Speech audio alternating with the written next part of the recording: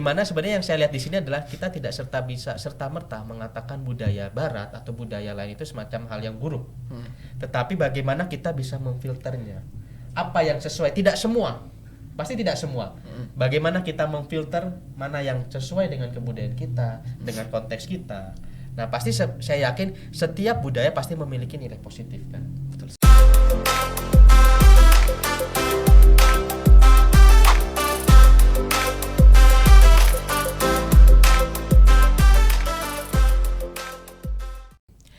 Halo semuanya, kembali lagi dengan kami di sini. Saya Kevin dari Politeknik Admi Surakarta. Sekarang berada di jurusan Mekatronika di tingkat 2 atau di semester 4. Ya, dengan saya Evo Steven Santoso. Saya berada di Politeknik Admi. Saya juga tingkat 2 di semester 4. Lalu untuk prodi saya di prodi Mekatronika.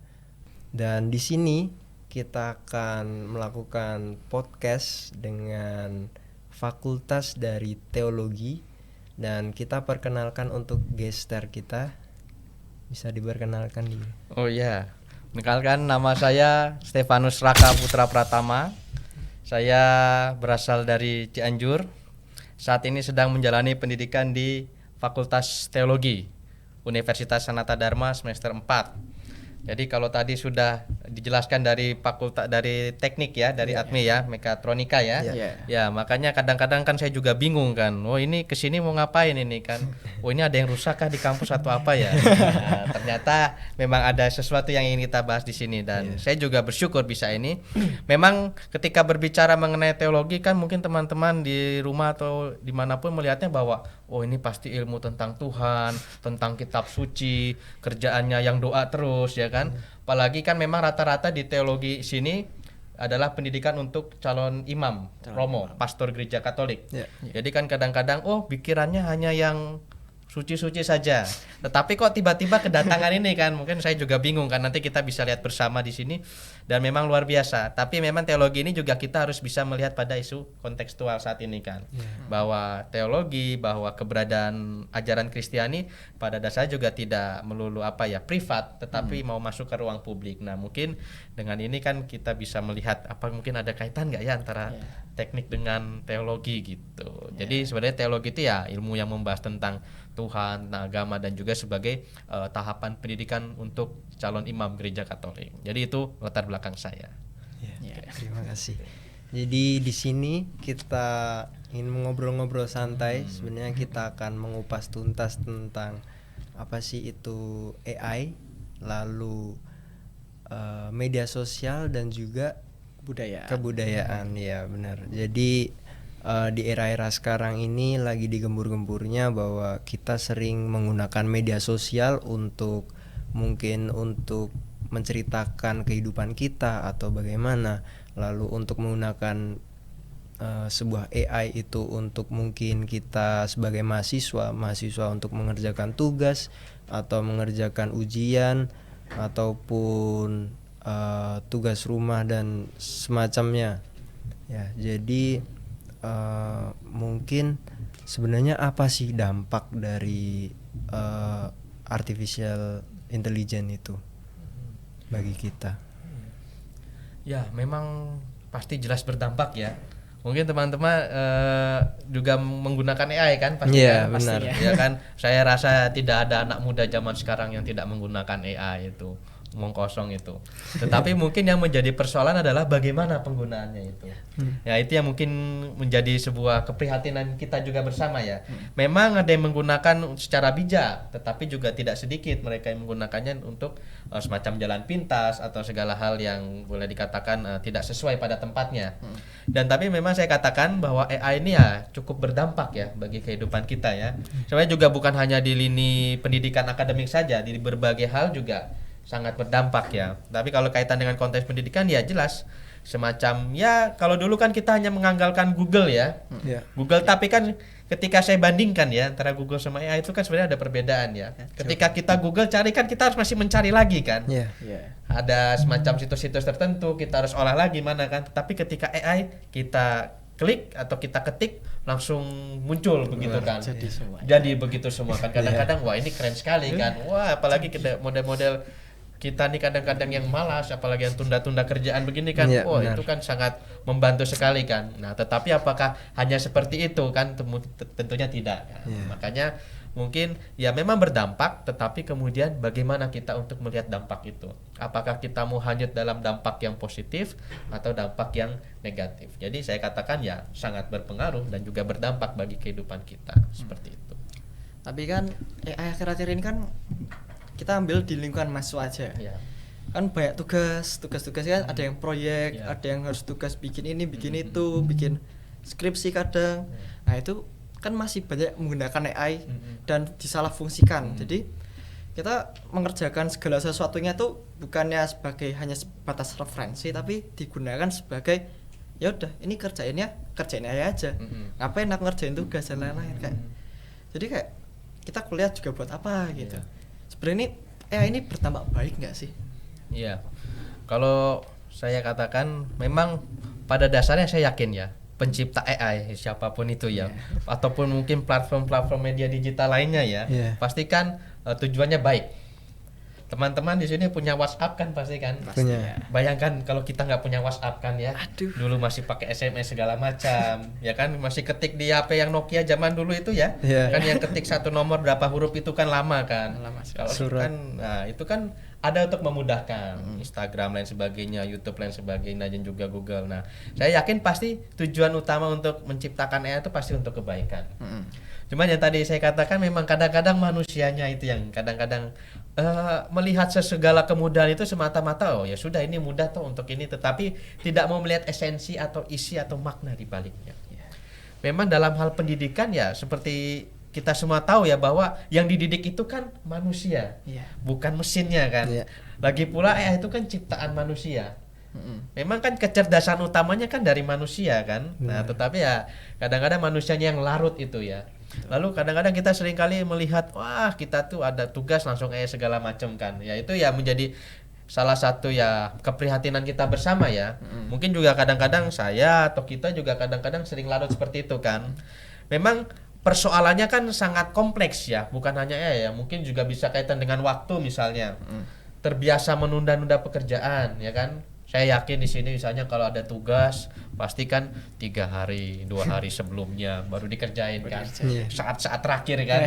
Karena memang saya jujur saja ya, kadang-kadang kalau misalnya otak itu kan kadang-kadang lebih terpacu saat-saat mepet kan. Betul sekali. Ya kan pasti kan ada istilahnya the power of kepepet kan. Wah, itu kan otak langsung terbuka semua kan. Nah, itu juga kadang-kadang kan akhirnya walaupun sudah terbuka kadang-kadang mau nggak mau tetap pakai AI juga karena untuk cari jalan pintas. Ya memang jadi persoalannya kompleks dan juga melihat pada berbagai ranah yang lebih besar ya. Tadi misalnya manajemen waktu yang buruk kan. Misalnya tugasnya udah dikasih sebulan yang lalu. Santai ya kan? dulu gak sih? Tapi santai dulu lah sebulan santai, seminggu lewat, 2 minggu lewat, tahu udah mau besok kan. Nah, ya nggak mau pakai. Nah, itu kecenderungan kita ya. Jadi memang dari manajemen waktu, jadi tidak serta-merta kita hanya melihat AI-nya tuh buruk atau enggak, tapi kadang-kadang dari kitanya sendiri ya. Bagaimana melihat itu? Ya, kita harus juga bisa ya realistis saja ya. Tidak menjudge, itu buruk, itu salah, itu itu pasti kan seolah-olah kan kita kan anti gitu kan terhadap itu. Jadi memang yang menjadi persoalan kadang-kadang ya dari kitanya juga, manajemen waktu segala macam. Nah, memang juga kemalasannya itu. Kalau dulu kan kita apa-apa kalau nggak tahu misalnya ya sebelum ada internet kan orang tua yang sekolah itu kan cari buku perpustakaan ya kan. Gini, jadi ketika mencari informasi itu tetap ada effortnya.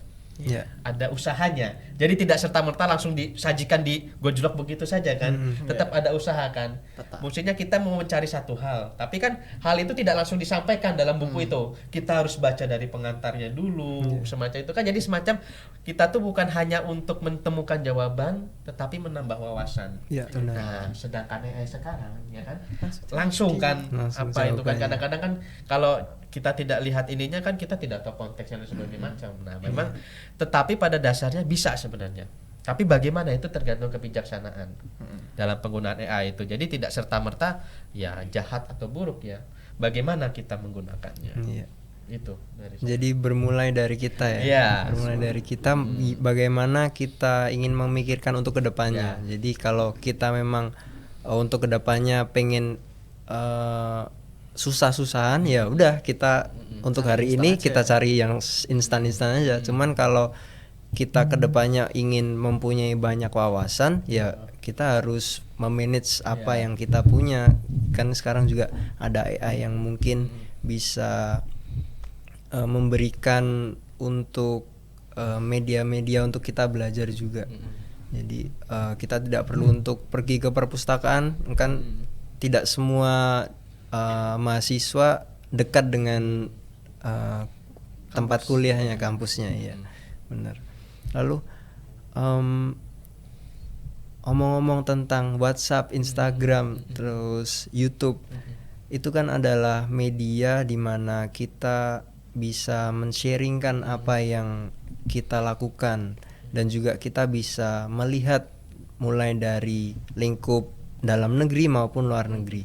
Nah, tetapi mungkin dari diri saya juga ketika melihat di luar itu banyak negara-negara yang mungkin lebih berkembang daripada kita, dan mungkin saya beranggapan bahwa mungkin kita ketinggalan yang sedikit jauh dari mereka. Dan bagaimana mungkin tanggapan dari teman-teman yang lain, atau bisa perwakilan dari Mas? Iya.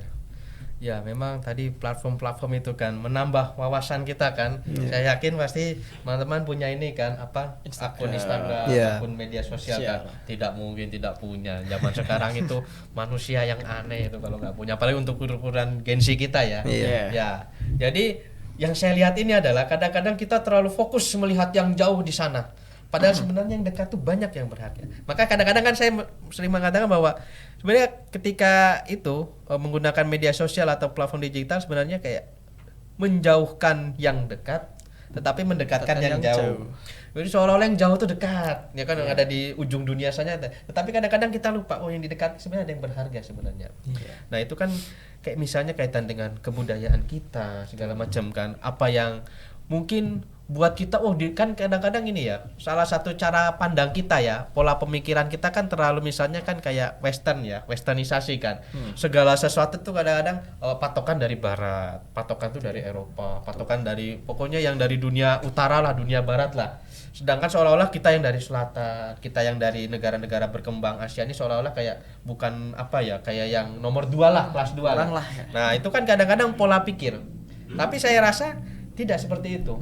Karena baik mau di timur, mau di barat, mau di Indonesia, di luar negeri itu sebenarnya punya kekasan dan nilainya masing-masing. Dan kekayaannya itu yang sebenarnya kadang-kadang tidak tereksplor oleh kita. Karena kan kalau kita lihat ya, basic dari media-media digital itu kan ya barat kan, dasarnya kan, akarnya kan. Nah, kadang-kadang tetapi justru harusnya kita bisa coba melihat celah di situ. Nah, itu kan ada semacam platform kan. Kita punya kekayaan nih, entah budaya lah atau apalah. Nah itu kan kita bisa misalnya kita upload, kita sebarkan supaya orang tahu kan bahwa budaya kita tuh ternyata tidak tidak serendah itulah. Kita punya semacam kekayaan yang luar biasa. Jangan kita seolah-olah minder gitu. Wah, yang di sana tuh lebih keren lah. Tapi kita punya kekayaan. Ya, contoh konkret lah misalnya apa? Candi Borobudur. Ya, contohnya. Coba kita bisa lihat bagaimana orang Indonesia abad sekian itu, abad-abad awal itu sudah bisa memikirkan konsep seperti itu, ya kan? Teman-teman tahu nggak itu tuh nggak pakai semen itu, cuma model susun batu ya kan, ada mekanismenya. Mungkin anak-anak teknik tahu lah, mereka nggak ngerti yang begituan. Tapi kan bagaimana kekayaan seperti itu kan, warisan seperti itu kita sudah punya kan. Mungkin di luar sana kan orang masih sibuk perang atau apa segala macam kan. Tapi mungkin kita juga udah punya kekayaan sepertinya. Cuman kadang-kadang kita nggak sadar. Ya kan? Kita ke Candi Borobudur hanya sekedar jalan-jalan, foto-foto lain sebagainya itu kan. Tapi sebenarnya itu kan juga kekayaan. Belum lagi dengan budaya-budaya lain, tarian, bahasa dan sebagainya, itu kan juga menjadi kekayaan. Nah, adanya platform itu kan sebenarnya bisa ajang sarana kita untuk mempublish supaya yang di luar juga tahu kalau kita tuh punya kekayaan seperti ini. Nah, itulah platform-platform digital, WhatsApp, YouTube, Instagram sebagainya kan. Itu kan sarana ekspresi kita kan. Betul sekali. Seperti itu. Ya. Indonesia sendiri kan merupakan daerah maritim yang dimana isinya kepulauan-kepulauan. Yang pastinya kan dari kepulauan ini kan pasti punya ciri khasnya masing-masing. Ya seperti yang disampaikan tadi kan harusnya medsos nih nggak cuman jadi jembatan orang luar ke Indonesia.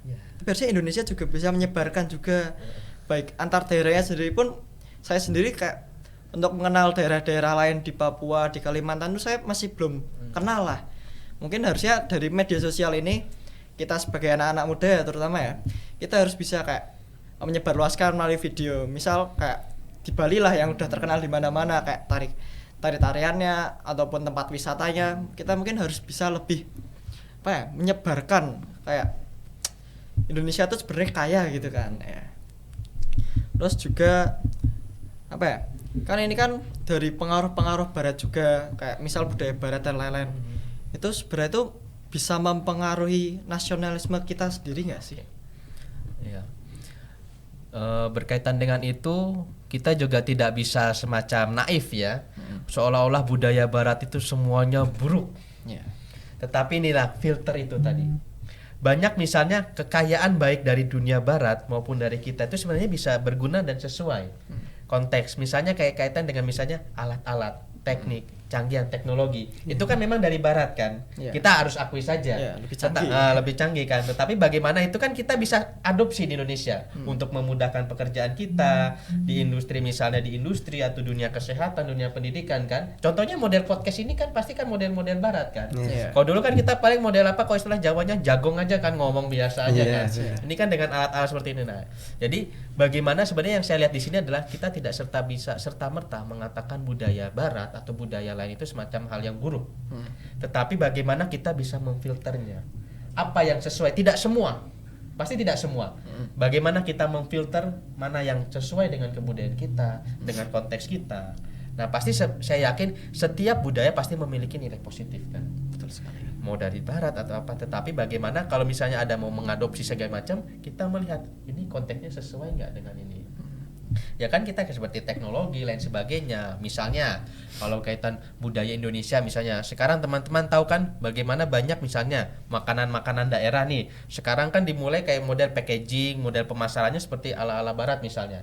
Misalnya rendang yang bisa di vakum itu, yang bisa tahan lama segala macam, atau apa model yang menarik segala macam kan. Rendangnya kan punya kita kan, warisan kita kan. Tapi bagaimana cara mempublishnya, cara kita untuk mengenalkannya, itu kan boleh katakan kita memakai model-model barat kan dengan teknologi dan sebagainya kan. Tapi kan pada akhirnya itu kan bisa sesuai dengan konteks kita kan. Nah, misalnya jadi saya lihat ya itu kebijaksanaan kita sih. Tetapi yang menjadi poin kunci adalah kita harus tahu identitas kita sebagai Indonesia itu seperti apa. Harus punya kekuatan dulu. Identitas kita sebagai bangsa Indonesia, sebagai anak Indonesia itu harus punya kekuatan dulu. Sehingga pada dasarnya ketika kita sudah punya dasar yang kuat, kita bisa memfilter mana nih yang cocok sesuai dengan konteks kita. Tuh. Jadi memang harus bijaksana. Kita tidak bisa naif begitu saja. Kayak polos gitu, wah itu jelek dari luar gitu kan. Tapi kita lihat, sesuaikan bagaimana mana nih yang cocok sesuai dengan konteks kita. Seperti itu. Ya, dan kita sebagai mahasiswa itu kan juga lagi di masa perkembangan juga. Jadi bagaimana kita bisa fokus dengan identitas kita bisa kuat dengan identitas kita, bahwa kita ini bangsa Indonesia yang mempunyai mungkin berbagai macam keragaman, dan juga kita bisa memilah-milah untuk budaya-budaya dari luar biar bisa kita contoh. Itu bagaimana bisa kita untuk menguatkannya? Iya. Yang pertama adalah jelas tidak malu mengakui diri sebagai bangsa Indonesia. Kadang-kadang kan orang malu, misalnya ketika ke luar negeri atau apa, atau ketika misalnya ketemu ada acara-acara sok-sokan ngomong misalnya bahasa asing misalnya. Malu untuk menampilkan identitas sebagai Indonesia. Atau misalnya kadang-kadang juga malu untuk menampilkan misalnya jati diri, misalnya dari cara berpakaian segala macam. Kadang-kadang nggak mau pakai batik kayak orang tua misalnya kan. Nah itu ya kita juga, itu hal-hal sederhana sebenarnya. Tetapi pada dasarnya dari situ juga harus membangun kepekaan bahwa saya ini lahir di Indonesia, saya bangsa Indonesia. Jadi punya dasar yang kuat untuk meyakini bahwa, dan juga tidak malu untuk mengakui. Kadang-kadang kalau udah malu, nah itu aja udah susah. Bagaimana kita mau punya dasar yang kuat kalau sebagai bangsa aja sudah malu kan? Itu misalnya kadang-kadang ya ini juga menjadi keprihatinan saya, kalau kita misalnya nih ketemu bule ketemu orang asing di jalan kan, kadang-kadang kan kita menghindar kan, malu kan kayak kita duduk gini kan. Kenapa? Selain kayak emang karena nggak bisa bahasa Inggris, tapi kadang-kadang kan kita minder kan. Yeah. Oh mereka putih, tinggi lain sebagainya. Tetapi kan itu kan konteks kita lihat kan, pasti tidak serta merta begitu kok, ya kan? Ya bagaimana ya kita melihat ya? Intinya apa? Kan kita sesama manusia kan sederajat. Iya. Mau yang dari mana kan, semua kan ciptaan Allah kan, derajat kan, anak-anak Allah kan. Nah itu kadang-kadang malu di situ kan kadang-kadang. Nah itu kita harus coba menanamkan bahwa ya ayo kita tuh nggak usah malu dengan identitas kita sebagai bangsa Indonesia. Itu yang menjadi dasar tuh, malu itu. Lalu yang mungkin yang kedua ya juga tadi tidak malu juga untuk apa ya, kayak mempromosikan, mengekspresikan gitu dengan hal sederhana, memakai batik misalnya. Ada platform-platform media digital, kita bisa lihat postingan-postingan yang kaitan misalnya mengenalkan budaya Indonesia atau buat event-event tertentu. Itu kan pasti misalnya kalau misalnya di upload di YouTube atau apa kan, itu kan ranah global kan, orang bisa lihat seperti apa. Nah itu kan tadi juga dengan platform-platform media digital itu kan kita justru nasionalisme kita, rasa cinta tanah air kita, kebudayaan kita justru di situ kan bisa boleh mendapatkan semacam apa ya, kayak lahan atau ladang yang besar untuk atau kesempatan yang besar untuk kita bisa publishkan, bisa kita membawa keluar, kita bisa mengenalkan gitu. Ya. Jadi kan kita sendiri tuh harus bisa memilah ya. Iya. Pertama kan budaya-budaya barat ini kan nggak sedikit juga yang agak melenceng dengan kebudayaan kita sendiri. Betul. Jadi itu kita sendiri sebagai orang Indonesia terutama ya, itu harus bisa kayak memilah, oh ini tuh hal yang baik untuk ditiru. Misal cara hidupnya, kayak makan makanannya kan juga di Indonesia sendiri kan masih kurang lah terhadap kayak concernnya terhadap kesehatan ataupun terhadap hal-hal yang begitu. Kan orang-orang barat sudah, itu mungkin contohnya kayak gitu ya, yang kita ambil. Terus mungkin yang masih banyak lah yang bisa kita ambil dari barat gitu. Nah, untuk tadi kan kita sudah bahas AI sama medsos juga.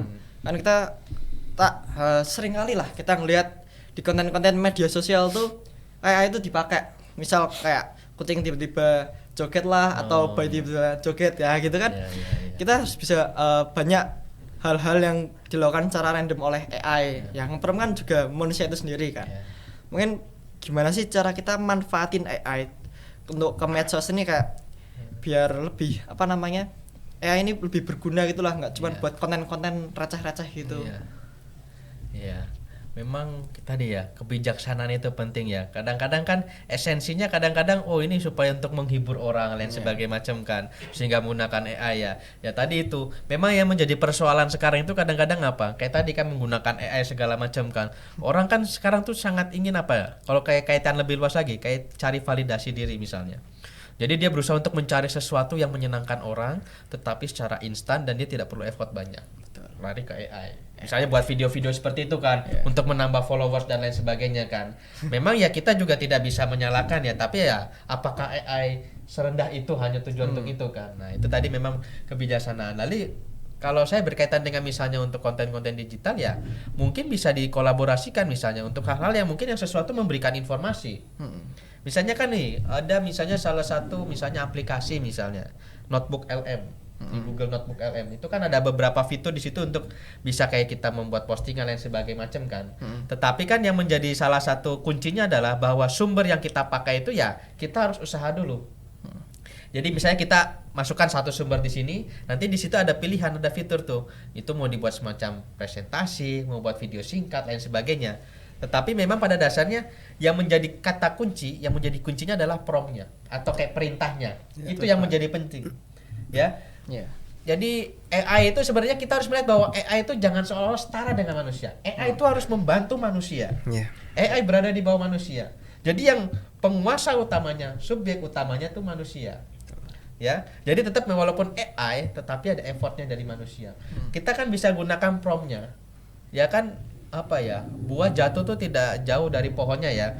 Ketika kita buat promptnya benar segala macam dan itu sesuai, dan juga apa sumber-sumber yang kita pilih, yang kita olah itu memang sesuai, nah itu kan nanti bisa menghasilkan yang sesuatu yang baik itu tadi.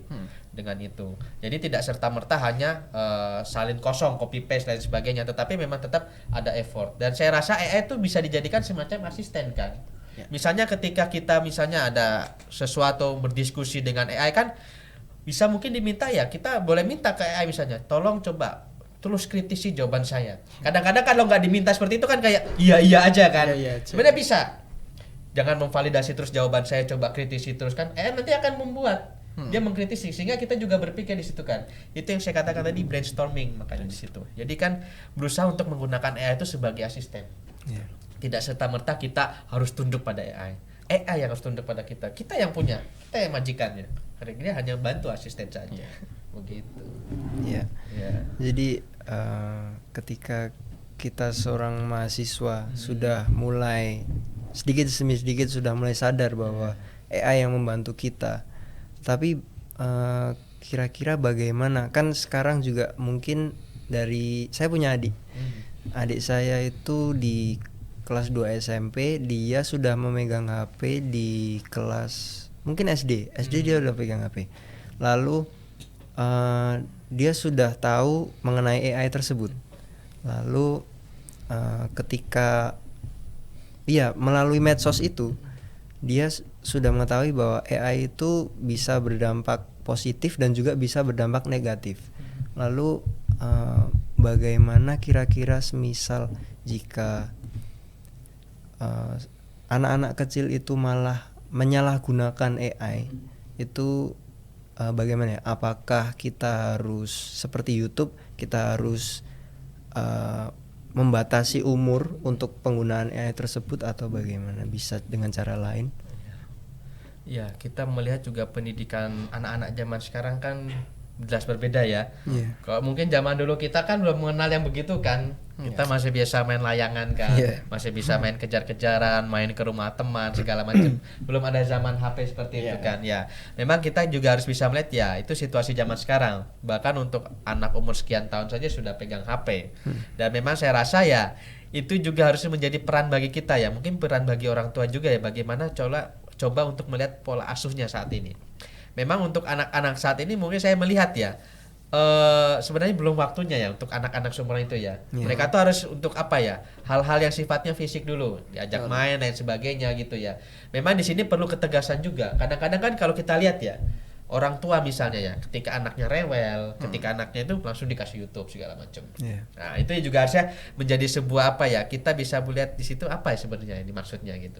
Sebenarnya kan pola pendidikan itu yang penting adalah bagaimana kita hadir, orang tua tuh hadir, entah orang tua atau kita misalnya. Jadi perjumpaan, kehangatan itu tidak bisa digantikan dengan mesin. Maka saya rasa ya pola pendidikan untuk anak-anak zaman sekarang, misalnya tadi kaitan dengan adiknya, ya itu tadi coba mungkin ya harus kebijaksanaan orang tua bagaimana untuk membatasi supaya tidak selalu mengalami ketergantungan pada media sosial atau AI itu sendiri. Coba misalnya ada boleh dikatakan semacam screen time. Jadi tidak seharian tuh pegang HP, dibatasi misalnya.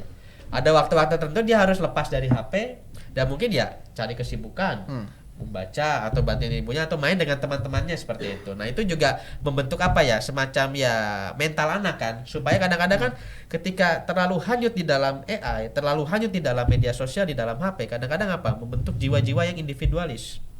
Tidak mau bertemu dengan yang lain, merasa minder, pengennya mengurung diri kan. Makanya kan kecenderungan kita kan sekarang saat ini kan individual, sulit untuk ini kan, apalagi kalau udah ada HP kan seperti ini. Dulu misalnya ketika contoh konkret lah, kayak kita ngantri sesuatu lah. Kalau dulu kan nggak punya HP kan, misalnya kita lagi nunggu nih mau ngantri apa gitu kan, pasti kita ngobrol sama sebelah kita, Mas lagi ngapain, mau ngapain gitu kan. Kalau sekarang kan udah ada ini, semua hiburan di sini kan. Sekarang kan daripada ngomong nanti nggak jelas, nanti takut, bisa udah takut duluan kan, kita buka scroll aja kan, scrolling lagi. Itu ya. Makanya kadang-kadang ini juga menjadi masalah kan. Kadang-kadang saya juga katakan semacam setan gepeng kan. Ya kan. Tetapi ya tadi tidak bisa seperti itu, maksudnya kadang-kadang kalau kita penggunanya tidak bijak, ya itu menjadi masalah. Relasi kita juga dengan sesama, bisa dulu kalau kecil biasa bermain, belum bisa mengobrol, kan boleh katakan perlahan-lahan yang terkikis dengan adanya ini. Nah mungkin ya coba mari kita boleh katakan semacam membatasi, atau juga ada waktu-waktu tertentu kita lepas dari HP, mari kita ngobrol bersama. Misalnya ya contoh ya kayak kami di biara misalnya atau di asrama misalnya, memang ada waktu-waktu untuk menggunakan HP pribadi, tetapi ada batas misalnya jam-jam kebersamaan, jam-jam komunitas, rekreasi atau misalnya ada olahraga bersama, kita letakkan ini. kita ngobrol bersama, interaksi. Nah itu karena interaksi, perjumpaan, kehangatan itu tidak bisa digantikan dengan mesin. Itu hanya oleh kita, perjumpaan itu antar manusia itu. Nah, itu kita harus bisa menemukan itu. Secanggih-canggihnya tetapi tetap dia tidak bisa menggantikan segalanya. Itu. Ya, benar. Jadi memang dari kita juga ada kegiatan namanya mungkin LKTM, LKTD itu. Apa itu sebetulnya? Itu kegiatan, jadi intinya itu bahwa kita itu harus mengenal satu sama lain. Jadi selama mungkin mulai dari mungkin 1 hari atau seminggu, saya pernah mengalami seminggu tanpa HP. Oh iya. Nah itu sangat, mungkin di awal-awal sangat tertekan banget. Jadi kayak bosen mau ngapain. Tapi ternyata bahwa dengan ajaran itu bahwa kita mungkin bisa explore, kita bisa mencari relasi, dan kita bisa mungkin melakukan hal-hal lain yang lebih seru daripada handphone ini. Nah itu. Iya. Benar sih itu. Ya, saya sendiri juga dulunya kan dari SMA yang asrama juga. Oh iya. Jadi ya mengalami juga kayak cuman megang HP cuman hari tertentu. Itu saya Kamis, Sabtu, Minggu kayak duh ini nggak ada HP, yang biasanya ada HP. Terus apalagi kan habis Covid itu, habis Covid. Sekarang tiba-tiba yang dulunya 24 jam HP sekarang aduh ketahan. Tapi ya dari itu juga saya kayak karena tidak ada HP ini kayak lebih bersosialisasi. Itu. Ya jadi kayak kita lebih mengenal banyak orang juga. Terus juga kita nggak cuman seputar di pergaulan teman yang gitu-gitu aja. Nah, terus juga ini kan nanti kita juga bahas tentang medsos, tentang AI juga. Terus juga kan yang setelah baru-baru awal AI muncul kan keluar tuh ada yang bikin tren misal tung sahur gitu. Kayak brain rot gitulah. Nah, gitu kan. Yang kena kan nggak cuma di kita aja sebagai remaja kan. Mungkin kalau bagi kita remaja kita udah bisa memilah, oh itu hanyalah sebuah candaan, oh itu hanyalah sebuah apalah itu gitu. Nah, tapi kan untuk anak-anak kecil gini kan dari awal mereka udah terpapar dengan hal-hal tersebut. Sementara dulu kita kan mungkin pas kita kecil kita dikasih lihat permainan tradisional ataupun kayak misal ada pas orang tua kita ayo nonton wayang di sini atau enggak kita nonton pentas seni di sini. Nah, gitu kan kita lebih mengenal akan budaya-budaya kita sebagai bangsa Indonesia gitu. Nah, itu kira-kira dampak AI terutama bagi anak-anak kecil ini yang dari awal sudah terpapar dengan hal-hal terutama barat juga tentang AI juga, itu gimana sih dampaknya? Iya. Dampaknya juga cukup ini ya. Kalau kita tidak bisa mencegah itu juga akan menjadi yang boleh katakan cukup mengerikan ya. Karena memang AI ini juga memang luar biasa ya pengaruhnya bagi anak-anak ya. Dan juga media sosial dan juga media digital pada umumnya. Jadi memang perjumpaan, saya katakan itu kehangatan tidak bisa digantikan. Jadi memang harus anak-anak tuh coba ya kebijaksanaan kita orang tua juga untuk tadi melihat pembatasannya itu bagaimana untuk itu. Dan memang kaitan dengan ini ya penggunaan AI dan juga media sosial lain sebagainya. Lalu pada anak-anak juga ya itu juga memang kita tidak serta-merta bisa kayak menyalahkan begitu saja sih sebenarnya. Kita juga tidak bisa naif ya. Orang butuh hiburan misalnya. Anak-anak perlu hiburan segala macam ya. Tetapi apakah kita mau larut dengan hiburan? Apakah adanya AI, adanya ini tuh hanya sekedar untuk menghibur diri? Ya kan tidak kan?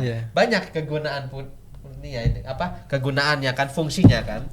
Nah, kita juga bagaimana itu ya memang boleh ya hiburan, mencari segala sesuatu yang untuk menyenangkan. Tapi ya masa dalam 24 jam sehari kita hanya cari apa yang kerandoman itu misalnya random plus 62 lain sebagainya, itu kan kesenangan kita kadang-kadang kan wah ketawa segala macam.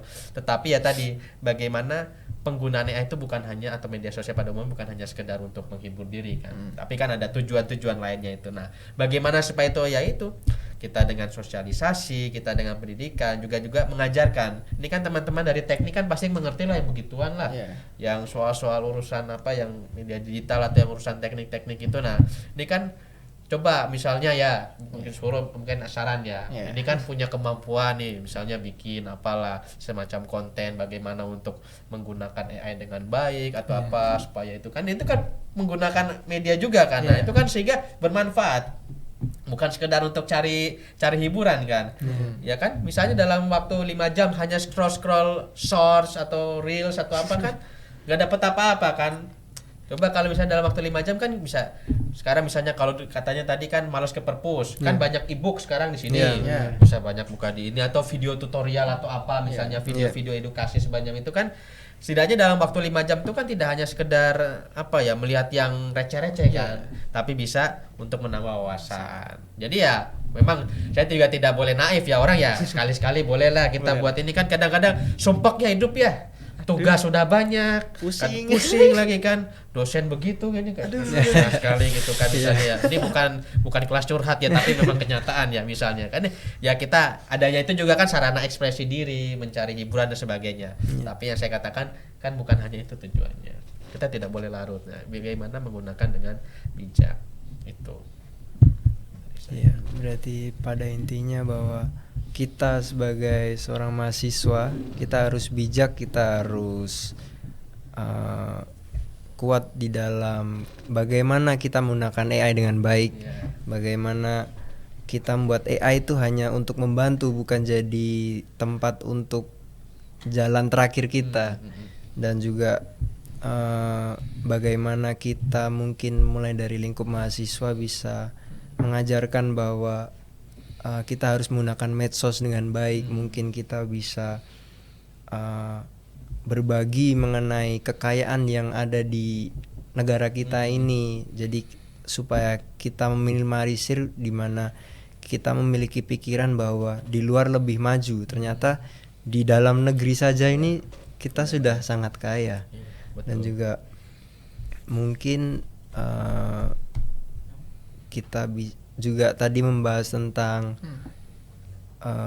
di bawah kita anak-anak yang mungkin bisa mulai dari orang tuanya atau dari kakak-kakaknya bisa memberi memberi informasi untuk memberikan pengajaran, mungkin mulai dari diri kita dulu, agar anak-anak atau anak-anak kecil yang mungkin sudah terjerumus ke situ bisa mencontoh kita sebagai contoh yang baik gitu.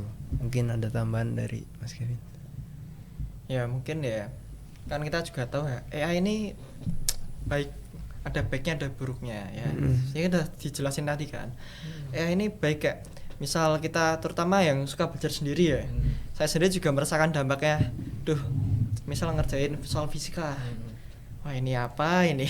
Banyak rumus-rumus apa ini harus gimana ini ngerjainnya? Kalau nggak kita cuma ketahui pertanyaan-pertanyaan yang ya ini bingung lah nih gimana caranya. Ya ini jadi salah satu mungkin bagi saya sendiri juga sebagai media pembelajaran ya. Kayak misal saya butuh memecahkan masalah ini, oh ya udah nanti AI juga mengerjakannya. Walaupun kadang ada AI yang bisa mengerjakan dengan baik, namun juga ada AI yang belum mengerjakannya dengan baik gitulah. Nah di situ kan kita harus belajar juga, nggak semerta-merta kita langsung ini jawaban AI pasti benar. Nah AI sendiri kan dibuat oleh manusia, sementara AI sendiri juga mengambil referensinya juga dari Google sendiri, dari internet sendiri. Jadi juga referensinya dari kita sendiri sebagai manusia. Nah kita tuh juga harus bisa lah memilah mana yang AI katakan benar, mana yang AI katakan bohong.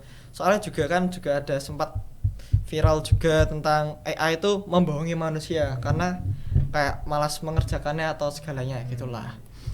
Ya kita kembali lagi kita harus bisa memilah ya kan. Betul. Terus juga mungkin dampak dari medsos dan AI ini bagi karakter-karakter terutama di anak-anak nanti itu gimana sih, kayak mungkin ada saran juga kayak sebagai anak-anak, terutama anak-anak muda ya, ini kayak gimana sih cara agar mereka tuh memiliki karakter-karakter yang baik. Mungkin nggak yang mentalnya nggak cuman cari yang instan, dikit-dikit instan. Terutama kan dari media sosial kan kita terbiasa kayak yang dulunya kita bisa diam sama di video sampai 30 menit, sekarang kayak baru 5 detik nggak menarik scroll. Nah itu mungkin gimana sih cara kita membangun karakter kita biar nantinya anak-anak muda itu nggak segalanya tuh minta yang instan gitu, dikit-dikit instan gitu. Ya. Ya memang mental instan itu dalam diri anak muda ya cukup kuat ya. Kita bisa lihat berapa faktor tadi sudah dikatakan. Kayak sekarang kan marah kan, misalnya hanya shorts yang sekian detik, reels yang 5 detik kan. Kadang-kadang kan hanya cepat bosan. Yeah. Yeah. Cepat bosan ini jempol ini kadang-kadang kan cepat sekali karena otomatis kan segala macam kan dalam ini kita scroll segala macam ya. Memang itu juga menjadi masalah karena yang menjadi masalah sekarang adalah berkaitan dengan kemendalaman. Sekarang nih anak muda nih susah untuk diam nggak ngapa-ngapain itu susah. Ini misalnya dia susah gitu, udah gini lihat pura-pura lihat jam gitu kan gini itu. Nah, itu kan kadang-kadang yang menjadi masalah bagi kita kemendalaman. Lalu yang juga karena apa? Terbiasa di gojlok oleh hal-hal yang instan itu, yang cepat-cepat seperti itu. Contoh juga misalnya yang menjadi persoalan adalah anak-anak zaman sekarang terutama anak muda seperti kita nih sulit untuk memahami sebuah bacaan atau sebuah teks. Bisa baca tetapi tidak paham apa yang di dalam teksnya itu. Itu kan tadi masalah kemendalaman. Tidak terbiasa untuk duduk diam tenang gitu loh. Kayak sekarang saya yakin kebanyakan buka YouTube atau saya buka YouTube lah. Orang sekarang udah nggak mau nonton video yang 15 menit itu dan dia stay gitu 15 menit sampai awal akhir itu nggak mungkin. Pasti dia habis itu ganti source segala macam. Nah, itu yang menjadi masalah adalah kemendalaman. Dan juga kemendalaman ini menjadi apa ya? Sulit bagi kita anak muda untuk apa ya melihat segala sesuatu dengan kacamata yang lebih jernih dengan lebih kompleks karena tadi terbiasa cepat, kebiasaan mengeneralisasi, menghakimi, tidak mau cross check dulu, akhirnya apa buahnya hoax, berita bohong mudah terpapar sekarang kan. Nah itu yang juga menjadi masalah bagi kita. Nah makanya memang salah satunya adalah coba untuk melatih kita untuk apa ya, ini sedikit rohani ya. Ya mungkin coba ya ada waktu tertentu kita saya katakan tidak pegang HP, coba cari kegiatan lain. Memang berat, saya yakin berat. Seminggu 2 minggu berat sekali. Wah ini tuh kayak otomatis ini tuh kayak dia tuh kita tuh diam kayak dia datang sendiri gitu kan. pengen scroll gitu kan. Nah itu coba kita mengalihkan. Banyak kegiatan positif, olahraga. Ya, terus juga baca buku dan juga misalnya kayak di internet kan ada istilah misalnya bambar kan, main bareng kan. Nah, memang main bareng itu seolah bersama kan, tetapi itu kan sebenarnya individual, beda rasanya. Ketika kita main bola, kita main games yang benar-benar melibatkan seluruh fisik kita kan. Ada perjumpaan, ada tawa, ada cerita, ada keceriaan segala macam kan. Ya memang itu tidak bisa didapatkan hanya dengan mesin. Nah, memang itu harus dilatih. Untuk coba kita ada satu waktu ya seperti misalnya kalau kehidupan di asrama di biara kan ada waktu-waktu tidak pegang HP kan. Nah itu kita manfaatkan. Nah itu juga berkaitan dengan itu tadi berusaha untuk membaca dan juga tadi kaitan dengan misalnya penggunaan AI. Misalnya ya bisa saja kita mencari jawaban misalnya melalui AI gitu ya. Pertama, tetapi kita tidak boleh hanya di situ.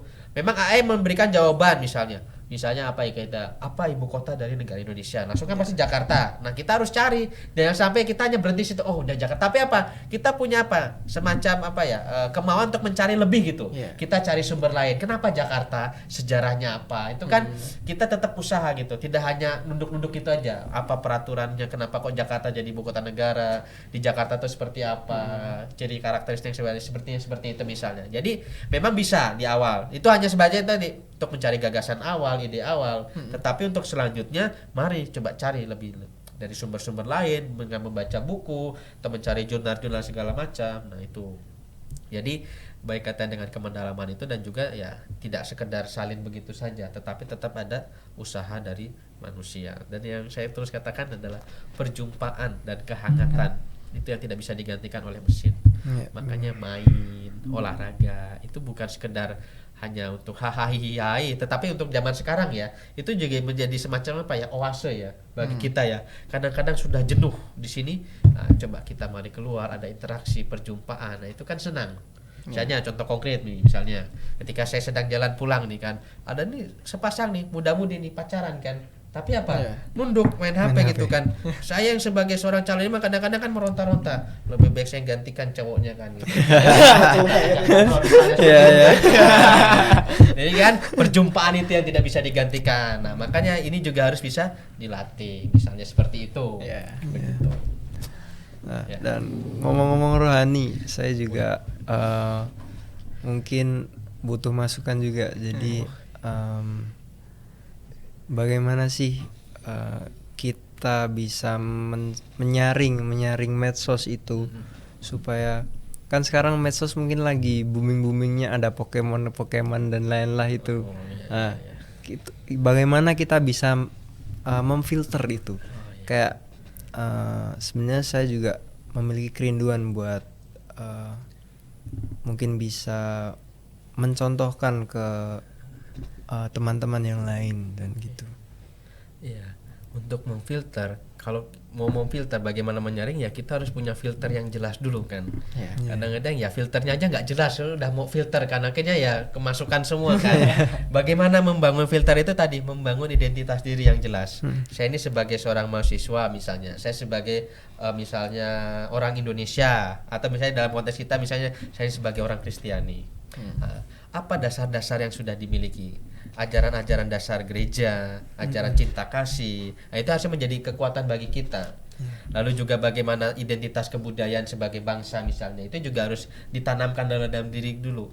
Kadang-kadang ya jadi memang ini semua tuh harus beres dari dalam diri sendiri. Memang kan kadang-kadang kan kalau istilah-istilah misalnya kalau anak-anak muda kan rekoleksi UMI misalnya siapakah aku ini ya, itu bukan sekedar itu, tetapi ya itu penting, itu dasar. Bagaimana mengenali diri? Nah, mengenali diri ini bagaimana? Bukan sekedar saya tahu nama saya tinggal di mana, orang tua saya, itu kan kenal kan. Tapi bagaimana tahu? Tahu itu apa? Saya tahu kelemahan diri saya. Saya tahu kelebihan diri saya.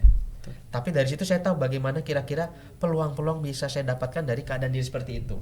Sehingga misalnya ada kekurangan tertentu, misalnya kita bisa olah. Bagaimana misalnya saya mudah terpapar nih, misalnya saya mudah kena hoax nih segala macam. Nah, misalnya kita bisa, oh ini kelemahan saya nih, berarti ketika ada sesuatu yang masuk, saya sadar nih, saya orang mudah percaya. Nah, karena udah tahu nih kelemahannya, sehingga dia bisa sadar, oh coba kita cross check dulu apakah benar seperti itu.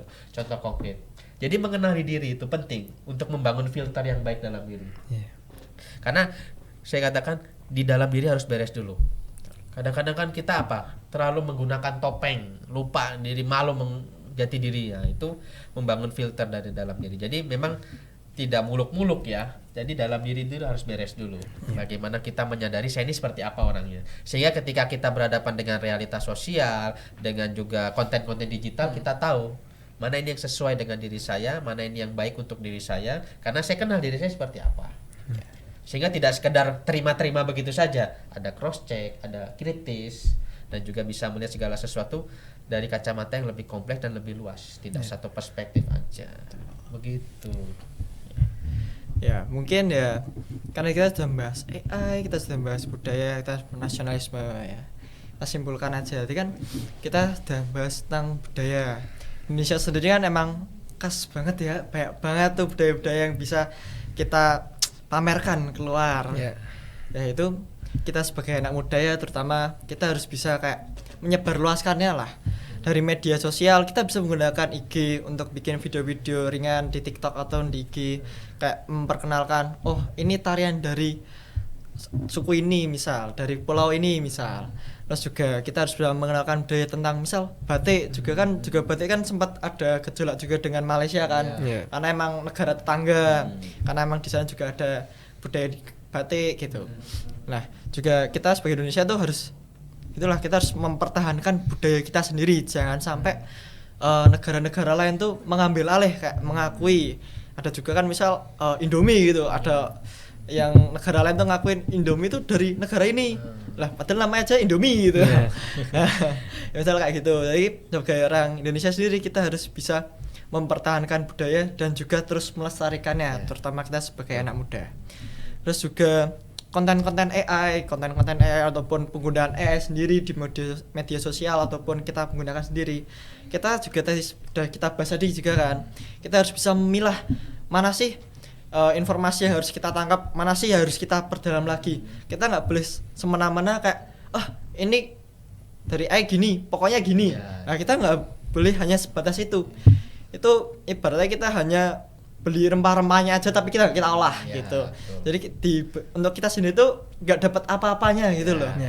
Ya kita harus bisa memilah juga. Terus juga dalam media sosial, terutama dalam scrolling gitu ya, kita harus bisa memilah juga kayak konten-konten apa aja sih yang harus kita lihat. Kita apakah konten-konten misal kayak kucing nari-nari lah, apa bayi nari-nari yang buatan AI itu sebenarnya itu penting apa enggak sih? Nah, kita tuh harus bisa memilah juga konten-konten apa yang harus kita lihat. Juga itu biar untuk membangun kebiasaan kita agar tidak dikit-dikit scrolling.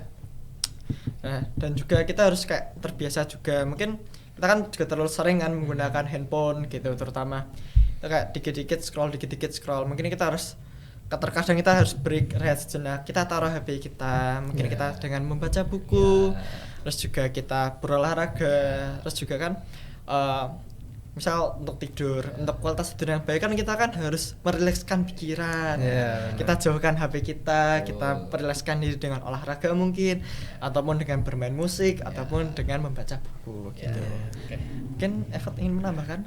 Ya, itu sudah merangkum semuanya.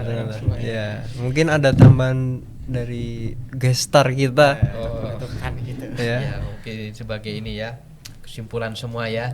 Ya, semua itu tergantung dari kita ya.